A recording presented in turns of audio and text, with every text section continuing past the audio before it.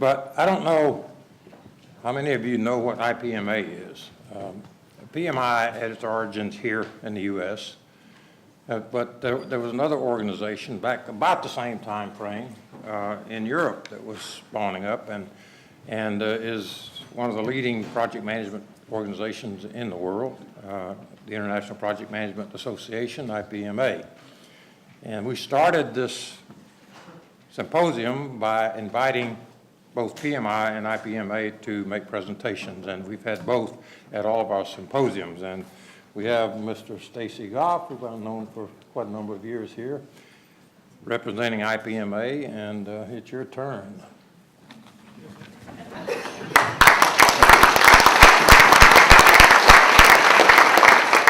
Hi, y'all.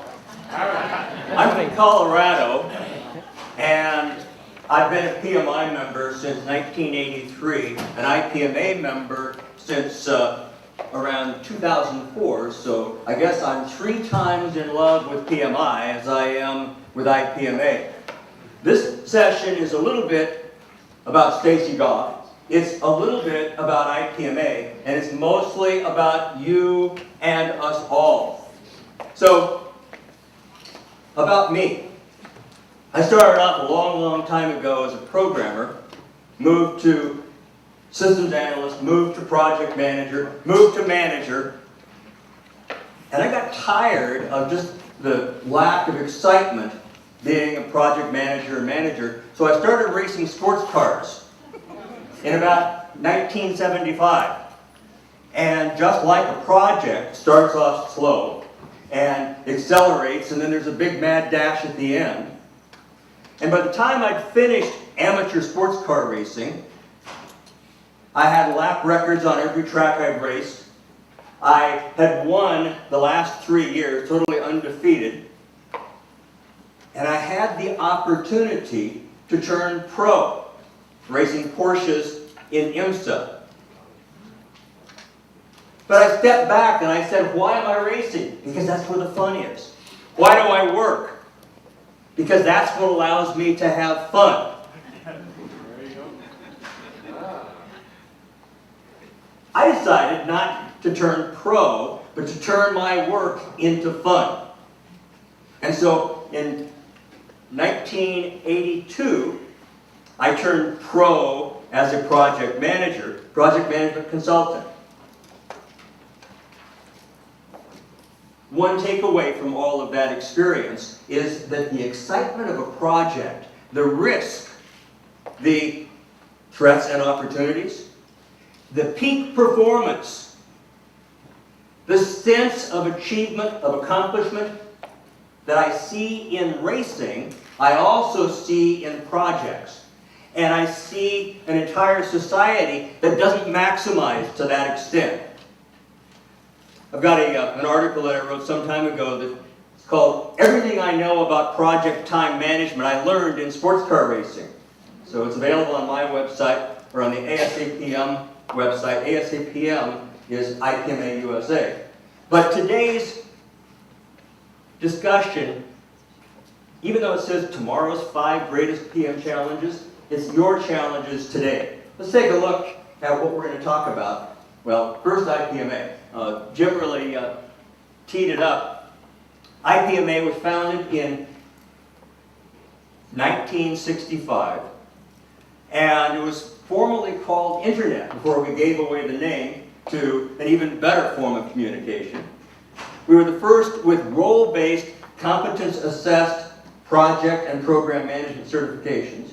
We have an IPMA competence baseline that's a standard for competence in projects and programs, and also deal with competence-based research, education, training, and development, and as Vladimir talked about yesterday, awards for project excellence that make for pretty effective success criteria for any project. And we have international events, including in the end of October this year in Crete, the IPMA 26th World Congress. So invite you to attend that. Although this is one of the best, this conference that you're attending, in my perspective, is one of the best conferences of the year. So congratulations to the UTD to David Pell's organization, and to the PMI Dallas chapter. So a little bit more about IPMA, and then we'll move on to the rest. IPMA is a federation of independent, autonomous national organizations. So we collaborate globally and certify locally so that we're totally sensitive to those nuances of culture. So that's the major distinction. IPMA and PMI have a number, and have had a number, of cooperative relationships. We try to play together well, even though in some cases we're in a little bit of competition with each other.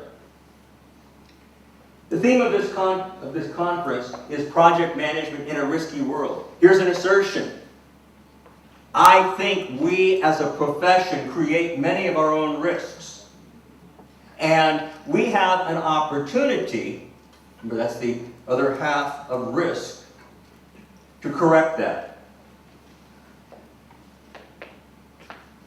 I've identified 5 greatest challenges. We're going to go through each of these, but you know, in a keynote, you don't leave 5 takeaways. So the 3 middle ones are the important ones. The other 2, 1 and 5, those are the bookends.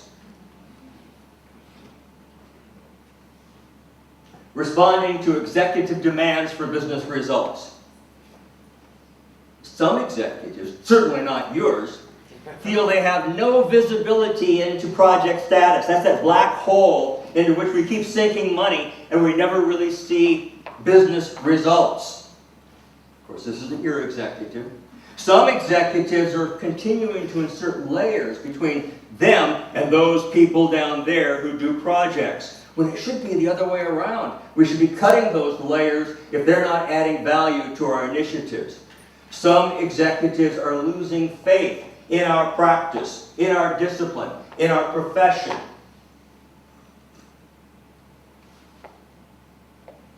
Are these themes familiar to you? How many of you have heard better, faster, cheaper? Yeah, that's important, but the sequence is pretty important too. Usually it comes down to pick 2 out of 3. Doing more with less. This has been popular for about the last 10 years. How many of you have heard that recently, in addition to Lou's mention of it this morning? Now, my experience is that by far the vast majority of those of us who try to do more with less end up doing far less with less. And we need to be a lot smarter about the way we do that. How many of you have unrealistic deadlines imposed by people above you? Do you know the official definition of deadline? From the Oxford English Dictionary, a deadline is the line on the ground beyond which the prisoner shall be shot dead. Now how many have deadlines? Some of us still do. Usually those unrealistic deadlines are imposed for one of 2 reasons. One is because the business need has absolutely nothing to do with the scope of effort it takes to meet it. The other is those people up there are trying to get some control over those people down there. And deadline appears to be their only hope. How many of you have overworked and underappreciated teams? How many of you have teams that are barely surviving a project and their reward is another one just as bad?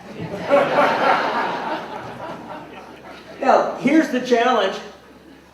Every one of us has teams that on burst mode could do 20% more for a little while. We know that because we asked them to do that last week and the week before and the month before and the year before, and we continue to do that. But how many of you think your organization could do 400% more than it's currently doing? Well, there are a small number of brave souls. My assertion is it is easy. But it doesn't happen by getting the teams to work harder. It happens by getting the organizations to support projects instead of the other way around being the only support that happens. Of course, we can't even agree about how we measure success. It's not the triple constraint or iron triangle. It's the product success in the organization as well as getting it done within the needed due date. And so the first thing that we should be doing in any project is figuring out who and how will we measure success. So if all of this stuff sounds familiar, then this is your opportunity, and this is the first bookend. So let's get to some of the themes. Deeper, wider, broader, higher. This is a perspective about project management that says, first we move deeper beyond knowledge. Project Management Institute, I've tracked over the last 10 years, has moved from being almost purely knowledge focused to talking a little bit more about skill. Skill is a little bit more important than knowledge because knowledge is very much like kinetic energy. How many of you have a physics background? Kinetic energy doesn't accomplish anything. It's great as a foundation, but once we move beyond knowing something and applying it, it turns more into skill. You know that the half-life of knowledge acquired in a classroom environment is even shorter than I thought. If you acquire knowledge and don't apply it within 2 weeks, half of it's gone. Well, what does that say about a 6-week cram course? You better have a lot of midterms. But skill sustains. But it takes praise, it takes recognition for that skill to continue. That has a longer decay curve. The experience of applying that skill in multiple different settings moves to competence. Now I remember the slogan in about 2003, well, knowledge is a competence. Well, it's a good foundation for competence. But knowledge, skills, attitudes, experience, competence, this is what you demonstrate in your daily work. This is what your people deal with. And the problem is they're all just inputs. Top executives don't just want inputs, they want results. Now, fortunately we have process groups, and so we have processes. So inputs, processes, and outputs.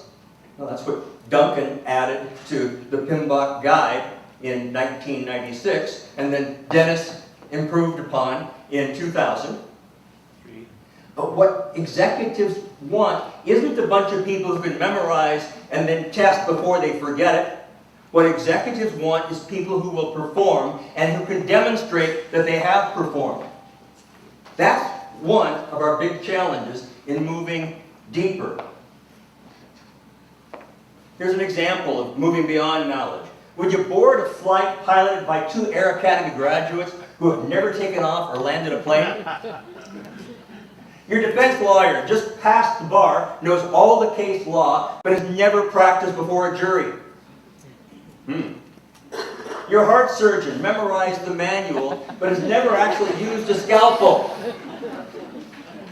See, knowledge is an essential foundation, but it's just the beginning.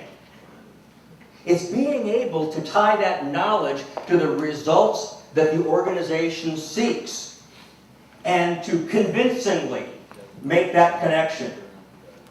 Wider. So deeper, wider, broader, higher. Moving beyond the technical areas. Considering the context of the projects. That's especially important in complex projects where risk is high because most of that risk lives in the context. So the discussion earlier about global projects, virtual teams, understanding all of the context is pretty important. Understanding the importance of interpersonal skills. Now, Appendix G in the current PMBOK guide is a great start. But it's more than a list of a handful of cross-cutting things that we need to demonstrate. It's the essence of success. The technical areas are important. They are the stage on which we demonstrate our interpersonal skills. The roots of the profession. We started off as a scientific body. Project managers who sent man to the moon and back See, that's a scope management issue.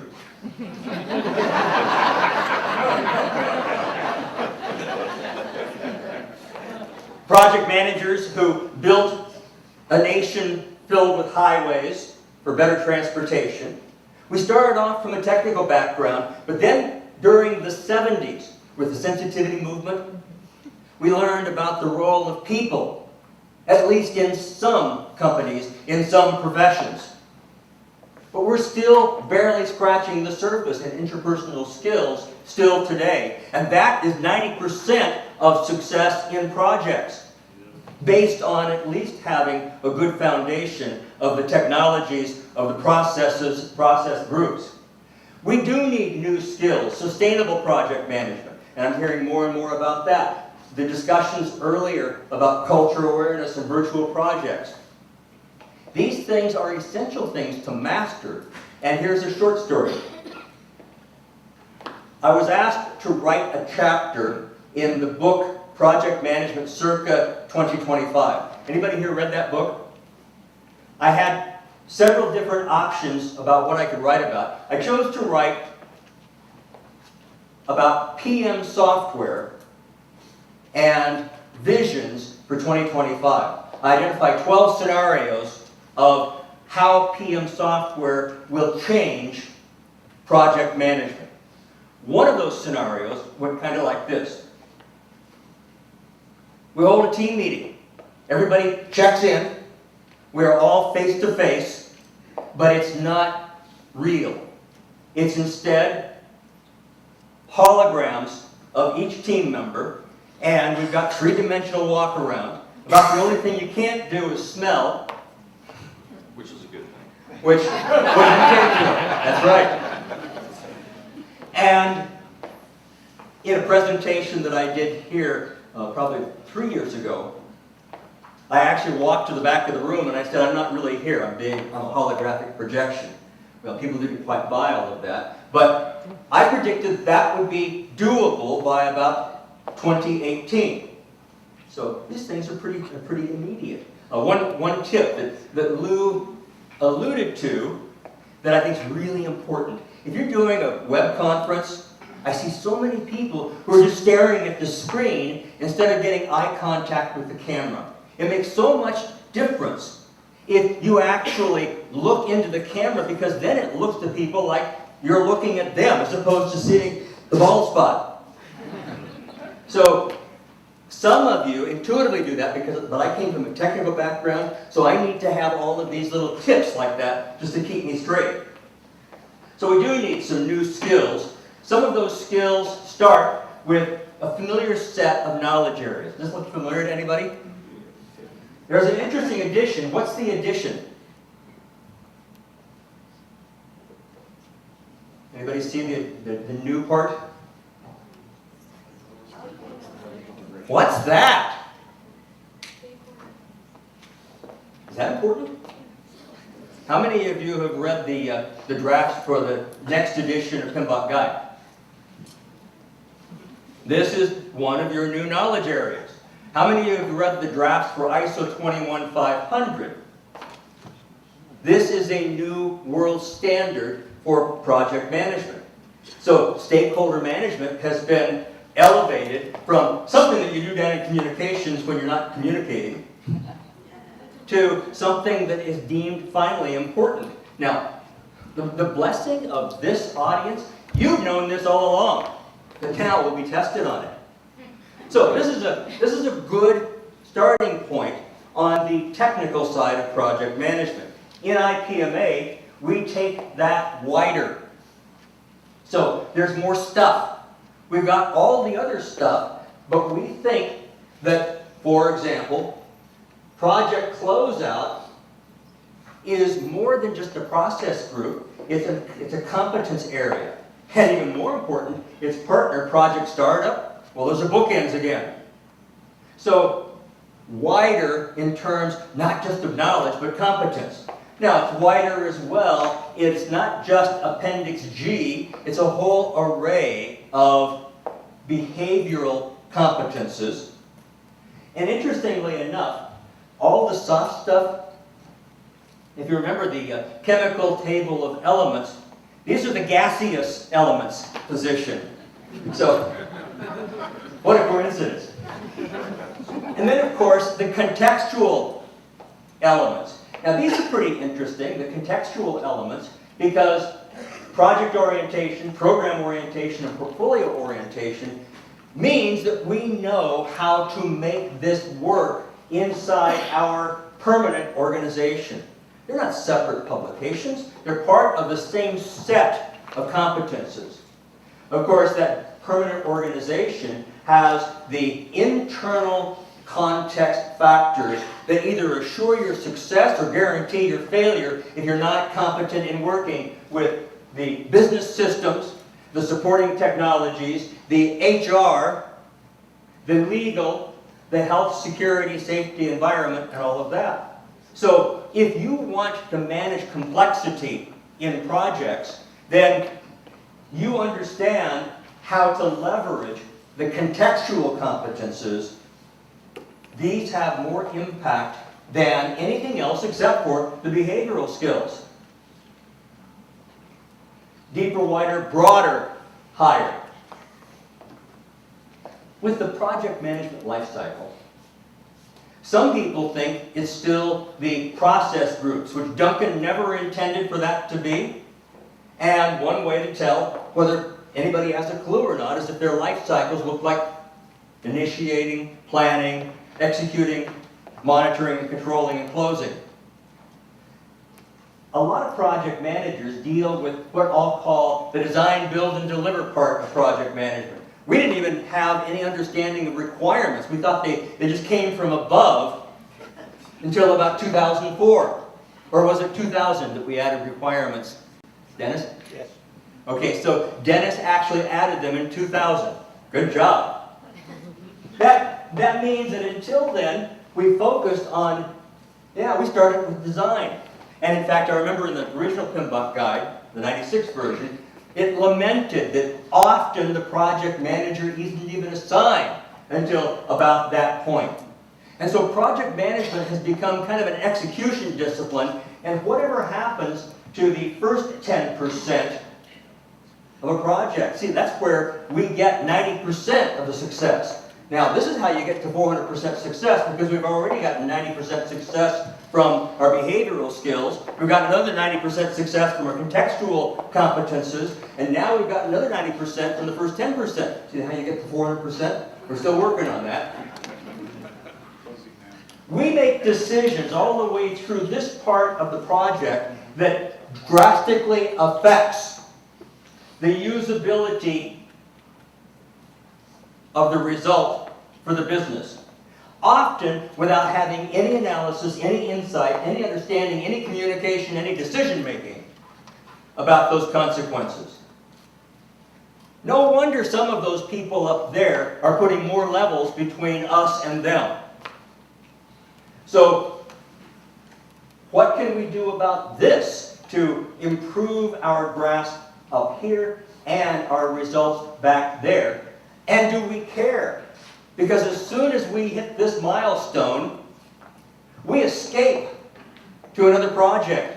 And there's nobody left holding the bag except the functional manager, the end user, the victim, or the external buyer of our services. So deeper, wider, broader, higher. Now on higher, we're moving up the organization. Let's see if I can get that. No. Trying to get rid of the background thing. Middle managers. Do they have any impact in project success? How much? Are they a major boost, a minor drag? What do you think? Minor drag. They're called the frozen middle. They're what? They're called the frozen middle. Yeah. Or the Peter Principle. Yes. We need to improve our communication. We need to improve our speed and effectiveness in managing upward so that we get better decisions faster. We need to help our functional managers succeed, to be perceived as their strongest ally for a continuing high-performing business group, as opposed to the group that continually disappoints. Now, I know that you are the former, not the latter, but you know somebody who is a continual disappointer. We need to meet executive and managerial expectations. And what are we doing to accomplish that? Well, this is why I think that in the next release of PMBOK Guide, adding stakeholder management and in the new ISO standard, yeah, I think that that's pretty cool. Of course, it means those people need to be available to the project team so that we know what those expectations are. And as I alluded to earlier, the organizations really need to work for the team in addition to the team working for the organization. There's an easy double in performance when we can make that happen. How many of you have organizations that actually totally support the team in the way that they reasonably should? Oh, it depends on the team. And what does the team do that helps cause that support to happen? It has more to do with the middle manager above them. Really? Wow, what an insight. That's great. I think you're exactly right. To move higher, we need not just more project managers. We need better project managers, program managers, and project management. Deeper, wider, broader, higher is not just a slogan. It's our mandate if we will survive as a profession. One of the things that I predicted in the visions for the PM software industry is that there will be a big battle between the ERP, all of the HR stuff, all of the bill of materials stuff, all the different software vendors, Oracle and everybody else, are going to battle for the project management domain. They're all encroaching on it already anyway. And project managers will be sucked into some other group. Maybe it's product management, maybe it's total life cycle management, which includes the life. And you'll have to read the chapter to see how I predicted the outcome.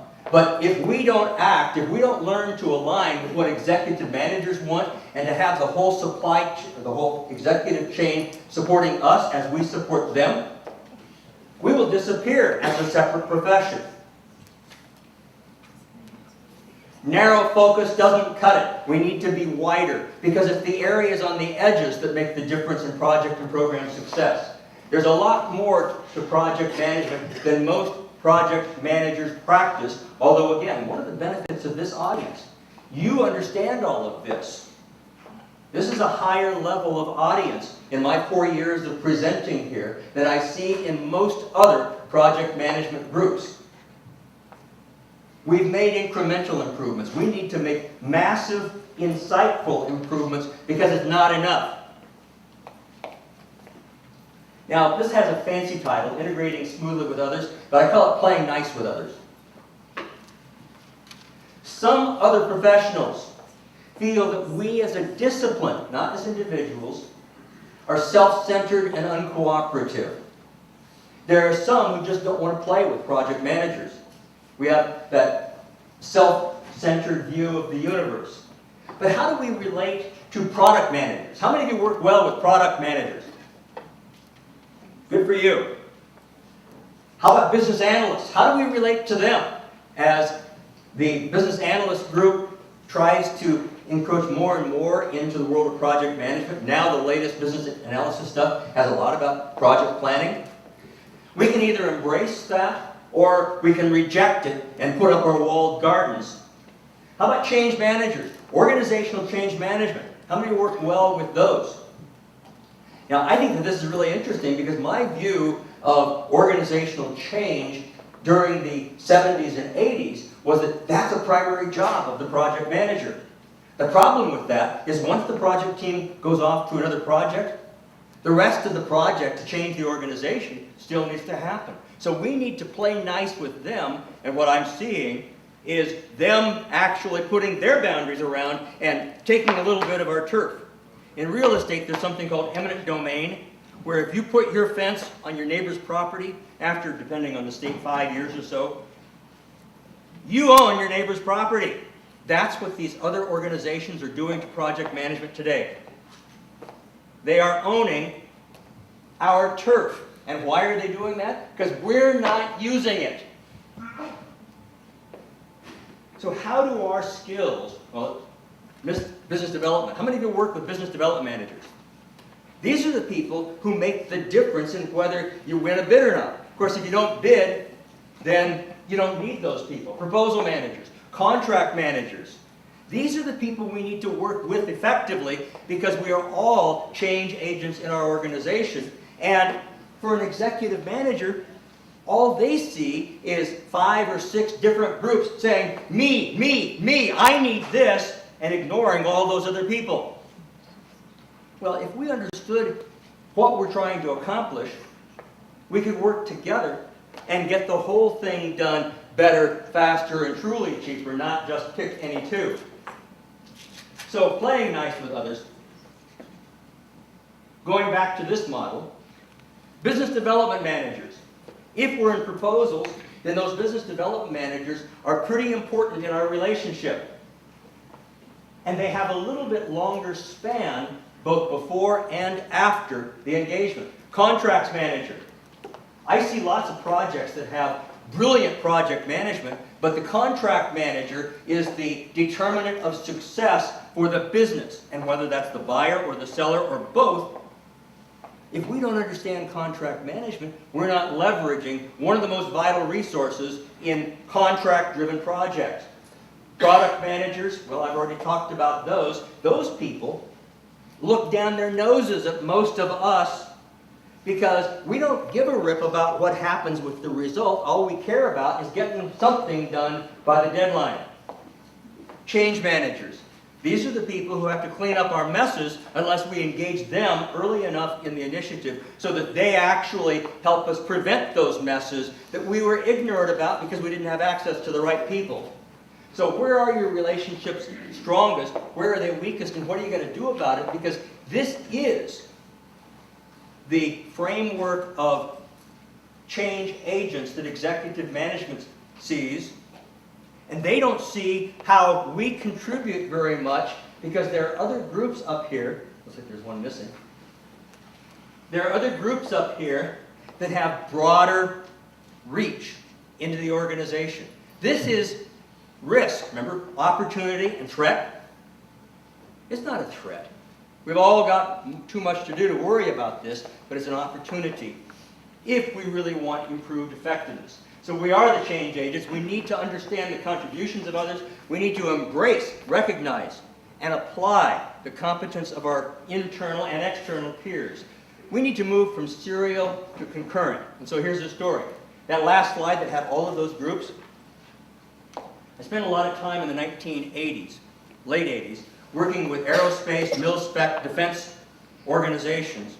And what I saw was a lot like a relay race in the Olympics. One group would do the business development. One group would do the proposal writing. They would come back all excited to the project or the program manager and say, "We won! We won!" And the program manager would ask, "Well, what did you promise them?" And the program manager was responsible for making something work. And the contract manager got involved after the program manager said, "We can't do this." And so now the contract manager hates the program manager hates the proposal manager hates the business development manager, but they can all delegate it to the project manager who has seen this before. So in the 80s, we developed integrated product teams that had clear roles in the relay race, but continuous teamwork all the way throughout. We did that consistently in high-dollar programs, and it was huge in its repeat business, profitability, customer satisfaction. Are those important success measures? Of course, it also got things done on time, within budget, at the right scope and quality that some people call performance. Outside of government, we did the same thing in Big 8 consulting. And in fact, there we actually made the customer part of that integrated product team. We couldn't do that in government. until 5 years ago, the National Contract Management Association, that works primarily with government contracts, came up with something that's called shoulder to shoulder, where in fact they've got the government buyer as part of that integrated product team. Now, this isn't relevant if you don't do contract work, but it's the idea of lining up all the organizations to work together, shoulder to shoulder. By the way, the shoulder to shoulder initiative is having mixed levels of success. And it's because they're not dealing with the decision maker on the buyer side. They're dealing with somebody who's often rotated out once they get half a clue about how to buy a contract. We need to accelerate decision making. This is number 4. Back in my racing days, it was really strange to go around the track at 150 miles an hour. You kind of get acclimated to that speed. But then driving home, you're driving at 55 miles an hour on the freeway. And it feels like you get out and walk faster once you get acclimated to speed. But if I'm going 150 miles an hour and I see a decision that I need to make, do I turn left or right? If I'm the executive, because that's the driver of your car, how long can I wait for the vital information I need to make a decision if I'm right here and I'm going 150 miles an hour? How much time do I have to get the information I need? Yeah, sub-second, millisecond. And for those executives, what is the current time that it takes to get the vital information they need to make a decision on a rapidly approaching destination? What's the current time? Is it sub-second? Is it hours? Is it days? Is it weeks? And sometimes it never gets there, or sometimes it gets there but it never comes back.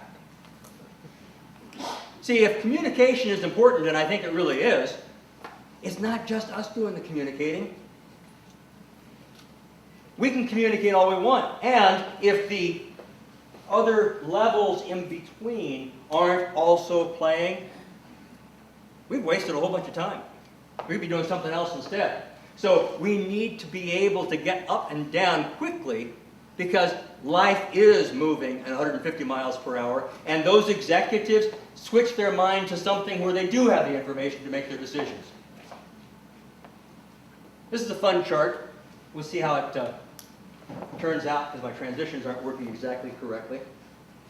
Once we have a baseline for a project, and we might have that at different points if it's contract project versus internal, but once we have a baseline, and based on some obscure parameters, I can measure each of what I've called the vital signs. In truth, I've only started calling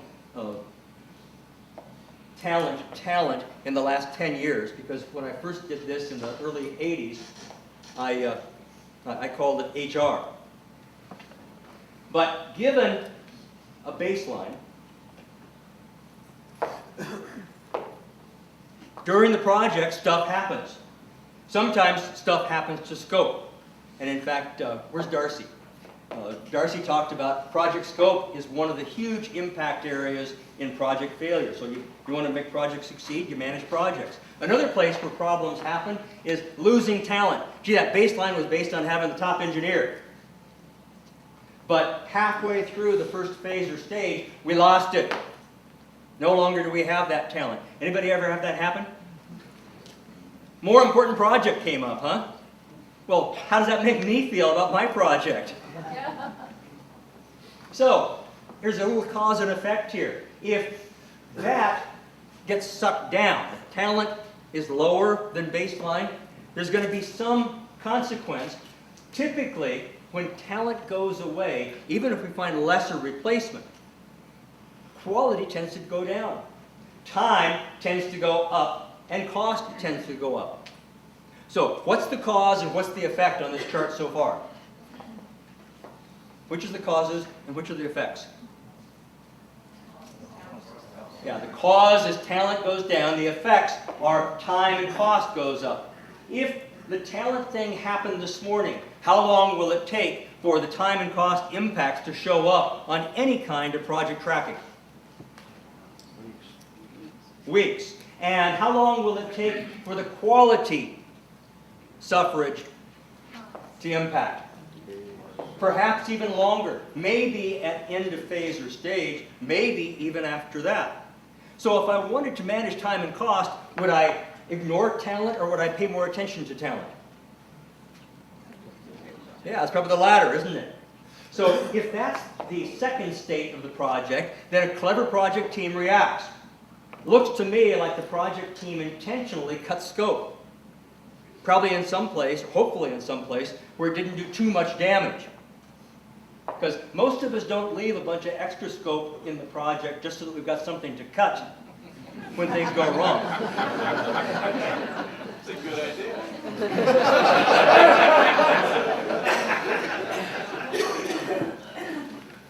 So look at this, cause for celebration. We sucked back in half of the cost overage. We sucked back in half of the time overage.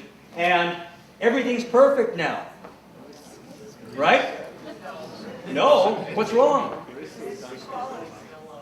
Oh, but that quality did go up a little bit, but it didn't get all the way back. Oh, what's this staghorn here?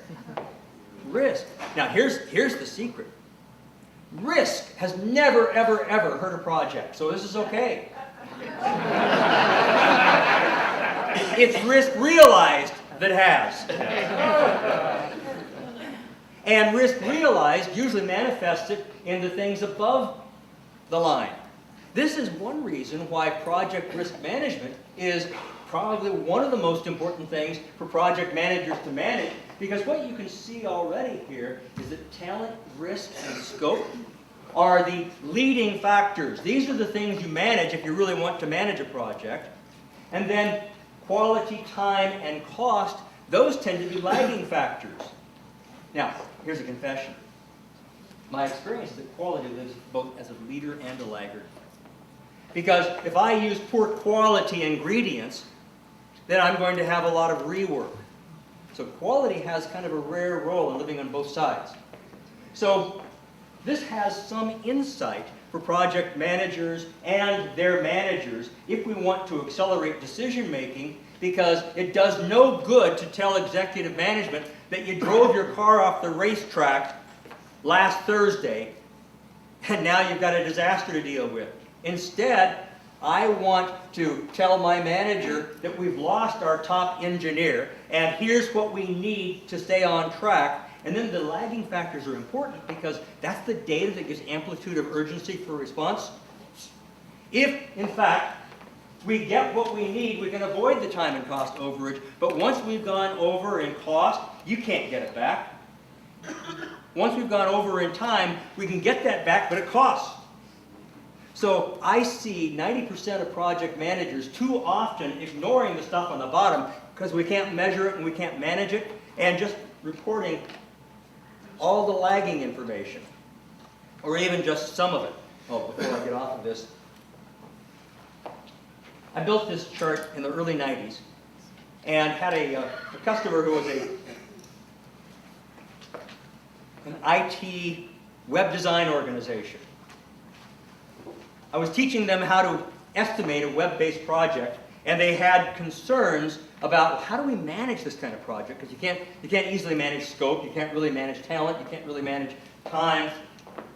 And so we used this chart as a way for them to benchmark every Friday. Where are we with all the factors of success in a project? And during that process, they soared. They did perfectly. Until one day I got a call from them and they said, our customer won't pay our last invoice. They said that the project's out of control. I said, do you have the charts? And yeah, I went to visit with them and scope was totally out of control.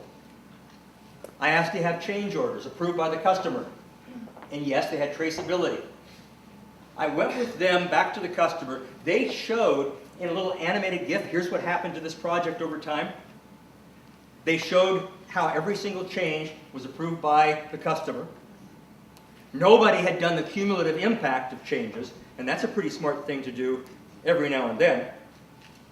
The customer said, okay, we agree, we authorize every single one of those changes, we will pay, we will continue the contract, but we want our copy of the toy. Managers in the middle.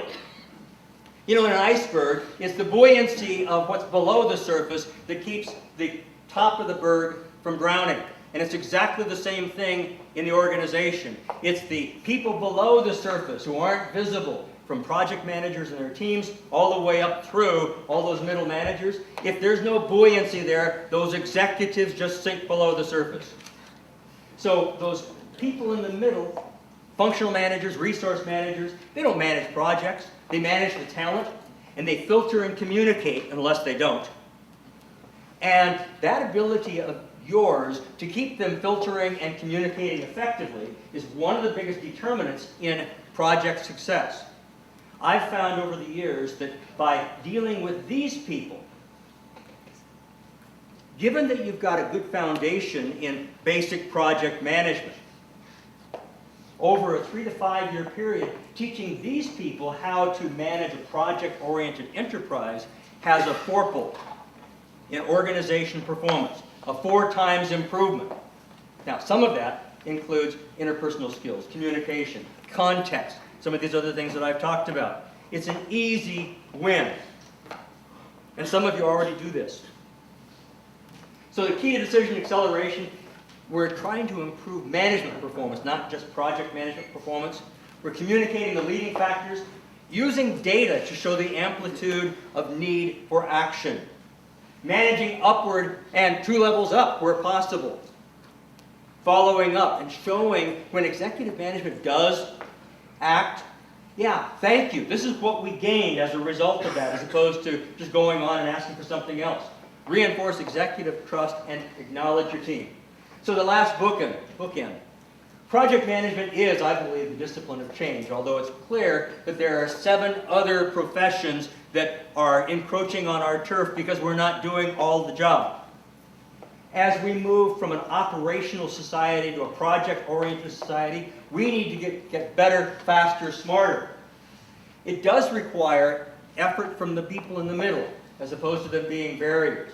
Many organizations are either already there or rapidly moving, and your organization's survivability depends on how well these things happen for you. And one of the things that I was surprised about in the early 80s when I first started organizational transformation, I thought that the worse you are, the easier it was to improve. Boy, was I wrong. If you're really, really bad, you don't even know how to measure any improvement. And what was shocking to me is that the people who were the best were the easiest to double and quadruple. They had the heart for this kind of organizational change. So I see the curve getting wider and wider between those who don't have a clue yet and those who are so far ahead of their competition that there's no hope for catching up. So what we're doing is, last part of the bookend, staffing projects with top talent, prioritizing and then doing fewer better. That's the smart way to do more with less. Allocate the right number of team members, and Robert talked about that yesterday, great presentation. Block the interruptions. Segregate the process work from the ongoing responsibilities. Don't push people to peak performance continually. That's not the way you become a world-class Olympic performer, nor is that the way that you become a star project team. You need ebbs and flows. And then bulldoze the barriers and maintain the momentum. So, thank you very much. Who has a question?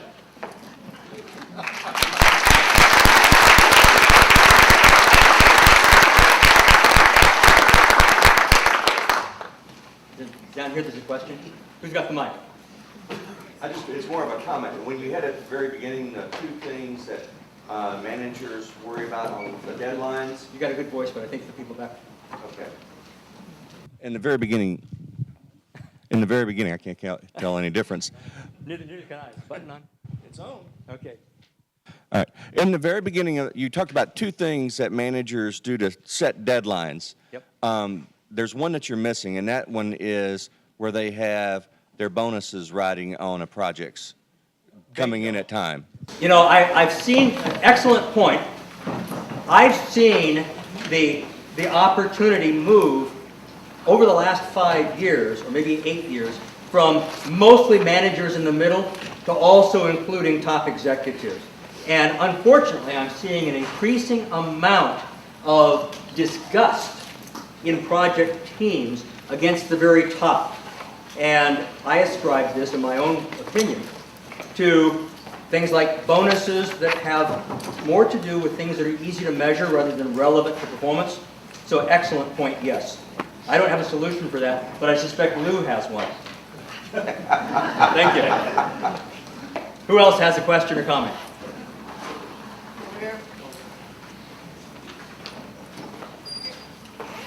Hello. I don't think this is on. All right, it's not on. Okay. Regarding can you hear me? Regarding your race car analogy associated with accelerating decision making. Yeah. From the just taking that one step further, I agree. It is important to accelerate the decision making process, both internally and with external companies that you work with. But to move beyond that, as I'm sure you know, being an effective race car driver, you also need to look ahead and see what decisions need to be made in the future, so that you're not making split-second decisions in the moment, so that you can have a better picture of the decision that you're going to make. And so I was wondering if you could expand upon ways that you might be able to, provide more lead time for decision making, both from the project management, providing to the executives the decisions that need to be made, understanding the decisions that need to be made, and then also executives looking backwards or looking towards the information, or asking for the information that is needed. Yeah. Okay, excellent point. So the key thing is, as related to the race car analogy, yes, 95% of racing success is in the preparation. And part of that preparation is getting executives and the chain of managers involved on board early in the project. That's what a great project charter can help with. And then keeping them informed and up to date, at least in major milestones or stage gates. And a lot of the decisions that need to be made are things that you cannot tee managers up for. But this again is where project risk management comes in. And an interesting theoretical challenge is we don't want to manage all risks. We only want the high likelihood and or high impact ones to happen. So it's manager's job to help the project manager manage outward for all those responses. And so this is a key thing that I place 1 and 2 levels up from the project manager. Now, I still see most organizations, managers 3 levels up, spending most of their time in recovery mode as opposed to prevent mode. And in the world of project management, I believe that an ounce of prevention is worth a ton of cure if these are things that are going to happen. This is why I think that strong risk management breeds success. So it's getting the trust by not sending too many things up, and also teaching the whole organization who can make this decision.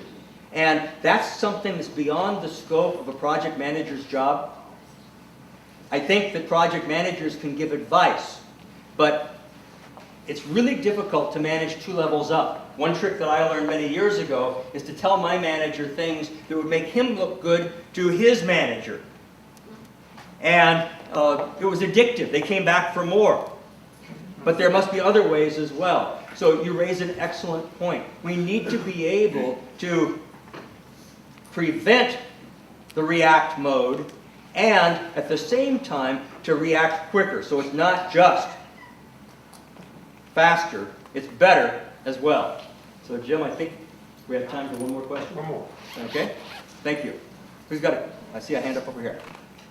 They're all on this side. I'm excited. I'm ready to get back and forth on our project success. One issue that I anticipate with that, which I brought up in another presentation that you were sitting in yesterday, is that concept of doing fewer projects better. Yeah. And managing and controlling the outflow of active projects. So I just wanted to see, I just want to time that gong again and see what kind of advice could you give me to talk to senior leadership tomorrow about why they should not be flooding us with active projects. Yeah, okay, it's a great question. There's a scenario that's gone around in a lot of the PMI chapters. That's the shiploading example. How many of you have seen that scenario? Essentially, let's say you're the Long Beach dock chief, and you've got 5 ships to load. You've got 5 teams, and ships are big enough that you can load 5 teams at the same time, or you could have 1 team per ship. And so the queuing theory or the logic essentially says, well, it's all the same. It doesn't matter if I do them all concurrently, 1 team per ship, or if I do them in sequence and first send 1 ship out on the first day, and then send the second ship out on the second day, and so on. And it's a difference between 20 days in port, 20 ship days in port, and 15 ship days in port. And so the ship owners want the fully staffed if possible, maximum staffing if possible, because there's a significant improvement in performance. The only problem is those ship owners can't agree which one gets to go first. And with the doing everybody concurrently approach, at least we're giving everybody a little bit of progress. Well, it's so impactful with executives that they turn on a dime when they see that it's better, faster, and cheaper and smarter to staff at maximum effective utilization. So if you'll give me your card, I'll send you a copy of the 2-page PowerPoint on that. Okay, senor. Thank you very much.